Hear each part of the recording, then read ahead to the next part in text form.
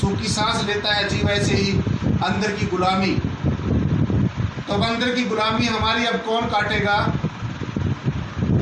अंदर की गुलामी से कैसे हमारे पंख छूटेंगे? अंदर की जो गुलामी है, जो अधीनता, उससे कैसे छुटकारा पाया जा सकता है? जो आप इस बात के ऊपर भी विचार कर लेते हैं तो जो यह हमारा पंच भौतिक शरीर है, जो पृथ्वी, जल, वायु, अग्नि और आकाश से मिलकर सात संग जी बना है, इसके अंदर सात संग जी जो मन है, चतुष्टि जिसको अंतःकरण कहा गया, चतुष्टि अंतःकरण, मन है, बुद्धि है, चित्त है और सूक्ष्म रूप से अहंकार है और फिर आत्म तत्व है। तो अगर हम अपने आप को शरीर समझकर जीते हैं, फिर भी हम आज़ाद नहीं हो सकते, तब भी हम गुलाम हैं, क्योंकि शरीर के साथ बहुत रंग बंधा है, रूप बंधा है, आकार बंधा है। अगर हम किसी जाति विशेष की बात करके जीते हैं तो तब भी आप अधीन हैं। अगर किसी वर्ण विशेष की बात करके जीते हैं तब भी अधीन हैं। तो अगर हम ये शरीर को मानकर चलते हैं, तो हम इस मात्र समझते हैं कि हम ये सिर्फ शरीर है,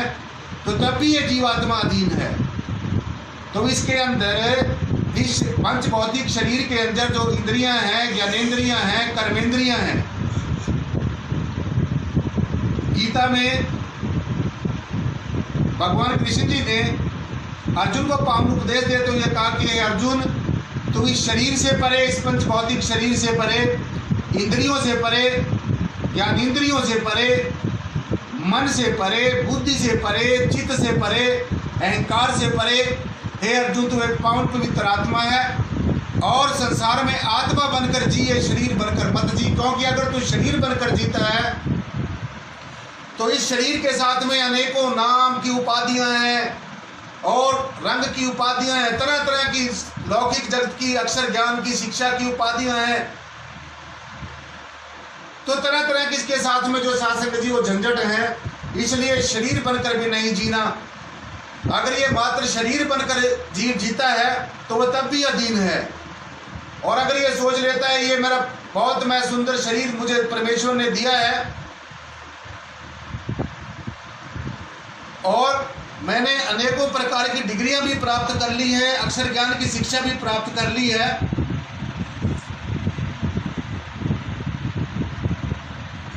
और मुझे संसार में लोग यश मान और कीर्ति भी देते हैं, मेरा सम्मान मान और सम्मान भी बहुत होता है।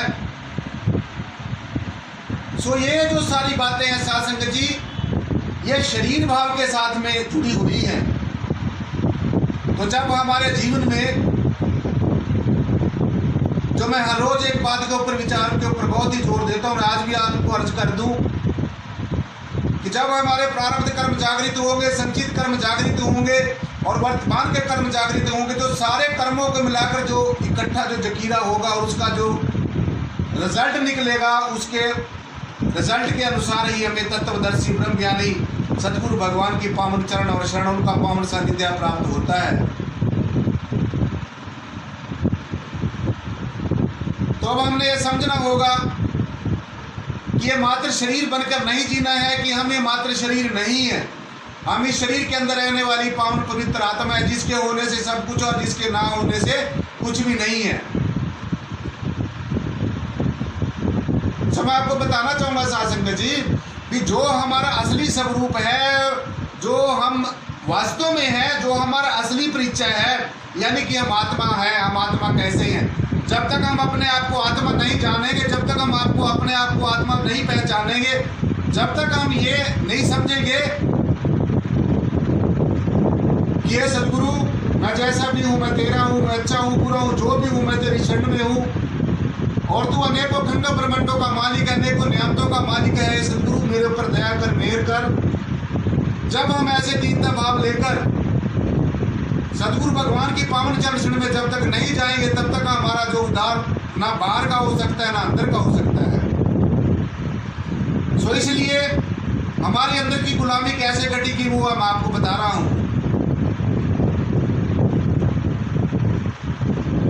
संत शिरोमणि परम प्रसाद देव गुरु रविदास जी महाराज ने एक जगह अपनी पावन वाणी में हमें एक संदेश दिया है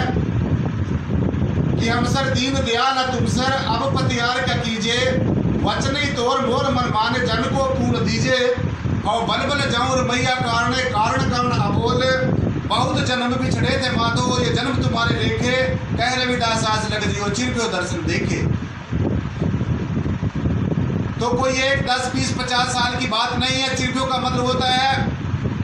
मुद्दतें हो गई हैं प्रभु तेरे दर्शन कर किए हुए, अब कृपा करो, हम जैसे भोले भट के जीवों के ऊपर कृपा करो, आप हमें दर्शन दिखाओ,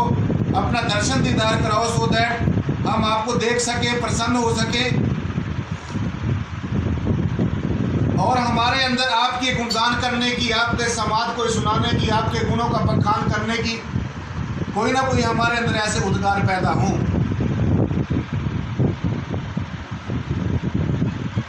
सो दीनता भाव, शरणागत भाव, हे सदगुरु मैं तेरी शरण में हूँ, शरणागत भाव, मैं मन से वचन से कर्म से तेरी शरण में हूँ। तू शिव है मैं जीव हूँ, तू सर्वज्ञ है मैं एक छोटा सा जीव अल्पज्ञ जीव हूँ, मेरे ऊपर कृपा करो। ऐसे से जब भाव होंगे, ऐसे जब आर्त भाव होंगे, ऐसे जब बड़ी विनम्रता के भाव होंगे, प्रेम के भाव होंगे, तब जाके परमेश्वर रिश्ता है, तब जाकर सदगुरु खुश होता है। मन से वचन से कर्म से सदगुरु मैं तुझे समर्पित हूँ, मेरा सारा जीवन आपको समर्पित है, ये तन भी तेरा है, ये मन भी तेरा है, ये धन भी तेरा है, जो कुछ भी है जिसके ऊपर मैं अपना अधिकार समझता हूँ वो सब कुछ तेरा है, तूने ही मुझे दिया है, तू जब मर्जी ले सकता है। सो ऐसे भाव, हम सर दीन दयाल न तुम सर, हे सदगुरु, हे परमेश्वर, ये पारब्रह्म निर्गुणाकार सर्वाधार विश्वाधार मालिक है कुल परमेश्वर, खंडों ब्रह्मंडों के मालिक, अनेकों नियामतों के मालिक, अनेकों सुखों के मालिक, आनंद के भंडार, चेतना के भंडार, ऊर्जा के भंडार, हे सदगुरु मैं तेरी शरण में हूं। मैं जीव हूं तू शिव है, मैं अंशी हूं तू मेरा अंश है, तू समुद्र है और मैं तेरी एक छोटी सी बूंद हूं, लेकिन फिर भी मैं कुल मिलाकर हूं तो तेरा ही। सो ऐसे जो भाव हो जाएंगे साध संगत जी, फिर जाकर हमारे अंदर में जब अपने प्रति दीनता भाव आएगा और सदगुरु के प्रति दयालुता भाव आ जाएगा, हम सर दीन दयाल ना तुम सर, जब ऐसा भाव आ जाएगा तो साध संगत जी अब हमने यही बात जो है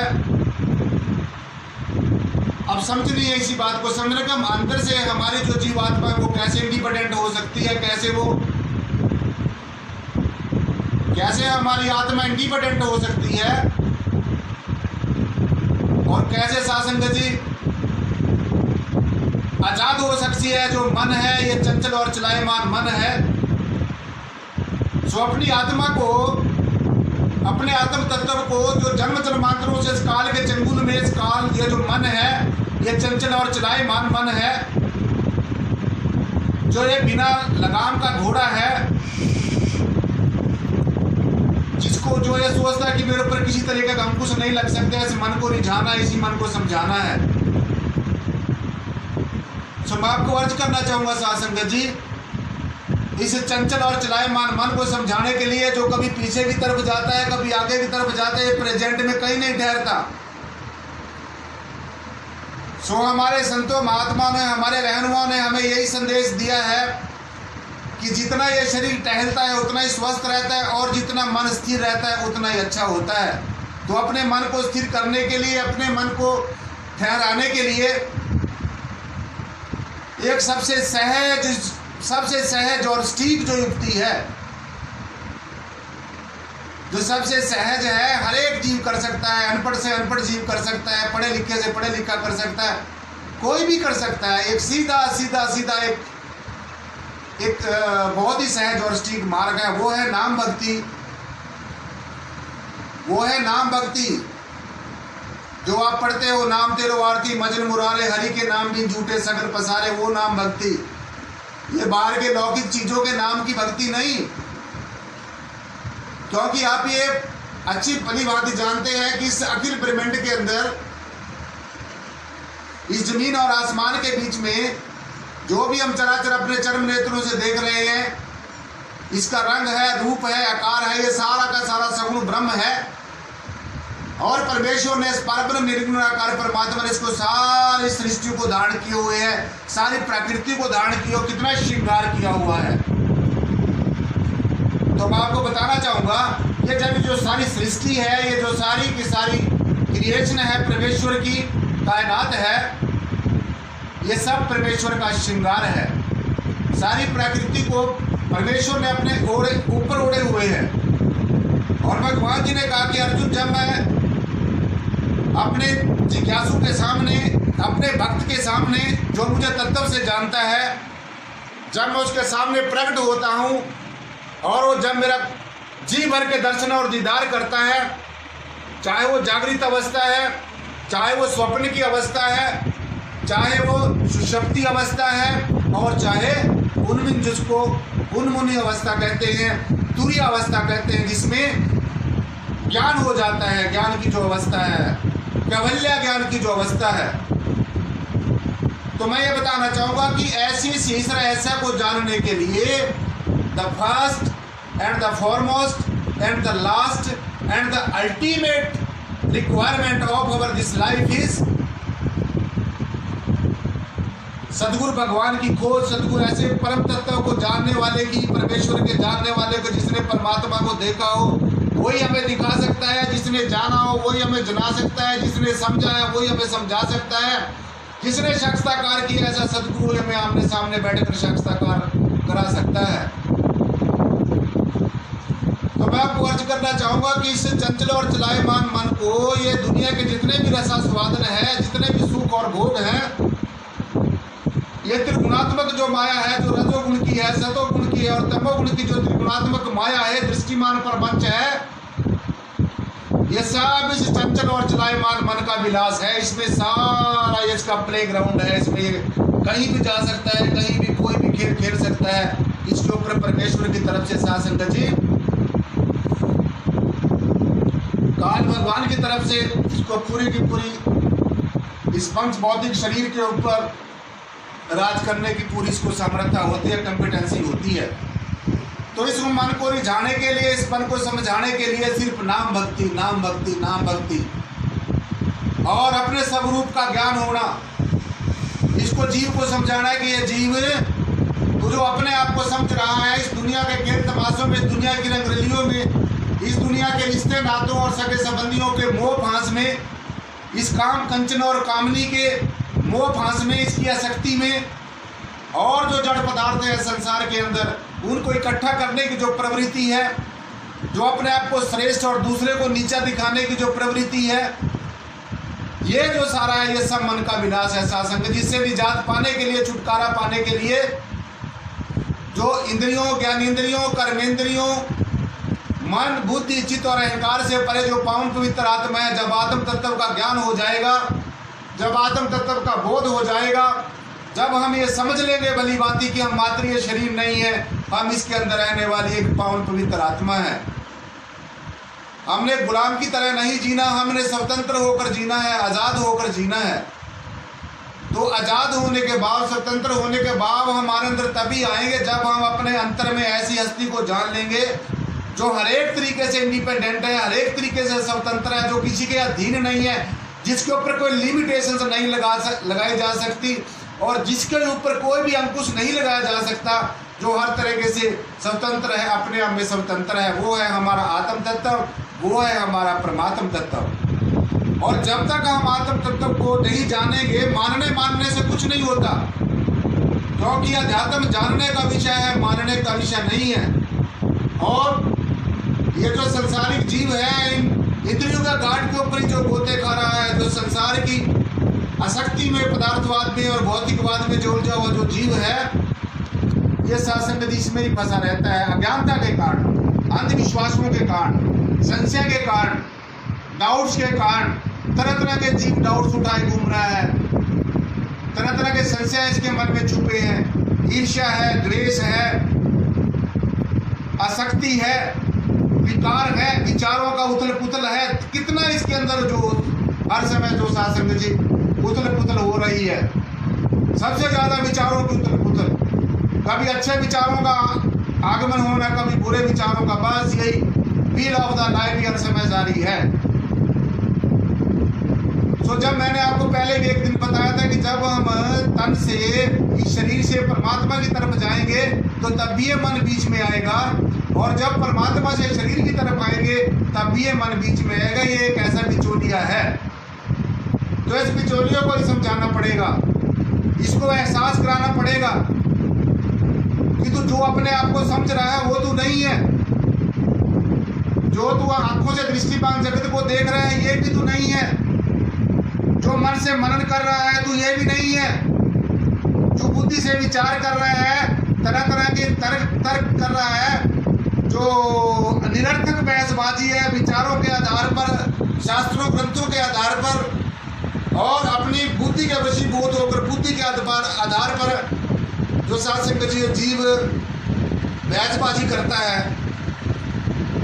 तुझे जीव बहसबाजी करता है, इससे भी ऊपर उठना पड़ेगा। और जो चित्त में जो तरह तरह का चिंतन चल रहा है इससे भी खाली होना पड़ेगा, यानी कि मन के मनन से शून्य हो जा, बुद्धि के विचारों से विचार शून्य, विकारों से विकार शून्य, ईर्ष्या द्वेष की चाहता नहीं, आपसी आत्मग्लानि जो है, इनसे सब को छोड़कर अब अपने आप में ठहरना होगा। इस मन को अपने आप में ठहराना होगा। जो चहुमुखी है, जो भागा हुआ है, जो चहुमुखी चारों दिशाओं में, जब हम परमेश्वर की बंदगी करना शुरू करते हैं तो जो चंचल और चलायमान मन है साधसंग जी, ये अपनी जो बाहर की तरफ अपना जो विराट स्वरूप वो दिखा देता है और इस जीवात्मा को वहीं पर फंसा लेता है। जैसे मैं आपको एक छोटा सा उदाहरण देना चाहूँ, अगर एक राजा हो जिसके पास अनेकों सुख वैभव हो, या एक पटरानी हो, रानी हो,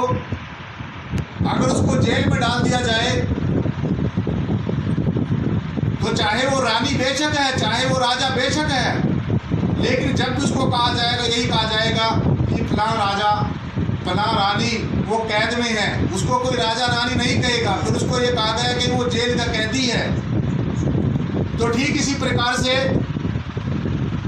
बेशक हमारी आत्मा जो है, जो जीवात्मा है, ये परमेश्वर का परब्रह्म निर्गुणाकार परमात्मा का अंश है।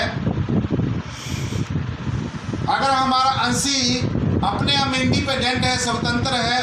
सर्वाधार है, सर्वशक्तिमान है, सब कुछ करने में समर्थ है, पूरा कॉम्पिटेंट है, एब्सोल्यूट है, कंप्लीट है, तो हमारी जो आत्मा है, जीवात्मा, जिस परब्रह्म निर्गुणाकार परमेश्वर का, इस सर्वाधार परमेश्वर का, जो हमारे दाएं भी है, जो हमारे भाई है, जो हमारे आगे है, ये हमारे पीछे है, ये हमारे ऊपर है, ये हमारे नीचे, हम सब इसी के बीच में बैठे हैं और ये हमारे बीच में बैठा, चारों तरफ हमारे चौगिर्द हमारे राम जी। ये जो रमा हुआ राम है, ये जो स्वतंत्र अपने आप में है, जो परम चैतन्य हस्ती है, ये मालिक है कुल खंडों ब्रह्मांडों का, जो मालिक है साधसंग जी, जिसको ब्रह्म विष्णु महेश भी जिसका ध्यान करते हैं, सब जीव जंतु जितने भी शरीरधारी हैं, प्राणधारी हैं, सब